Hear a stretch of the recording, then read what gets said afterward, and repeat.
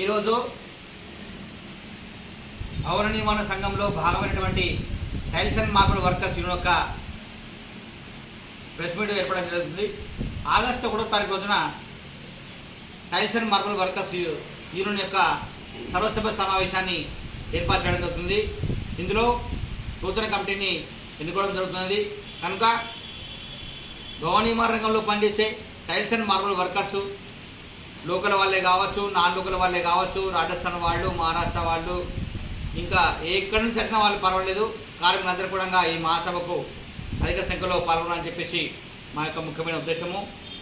నిర్మాణ రంగంలో పనిచేసే కార్మికులందరూ కూడా ప్రభుత్వ సంక్షేమ ఫలాలన్నీ కూడా అందింపజేసే విధంగా కార్మిక సంఘం చర్యలు చేపడుతుంది. కనుక ప్రతి ఒక్కరు కూడా లోకల్ వాళ్ళే కానివ్వండి, నాన్ లోకల్ వాళ్ళే కానివ్వండి, యూనియన్ని సంప్రదించాలి, యూనియన్కు అనుగుణంగా ఉండాలి, ఉంటూ వాళ్ళ యొక్క లేబర్ వెల్ఫేర్ స్కీమ్స్ అన్నీ కూడా వినియోగించుకోవాలి.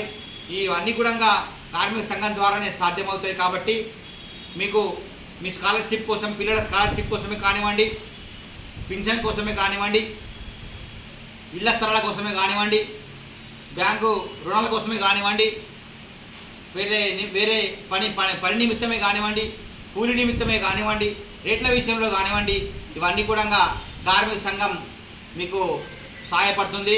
కాబట్టి ప్రతి ఒక్క కార్మికుడు కార్మిక సంఘాన్ని సంప్రదించి ఇవన్నీ సంక్షేమ ఫలాలు లబ్ధి పొందాలని చెప్పేసి ఈ ముఖ్యమైన ఉద్దేశము.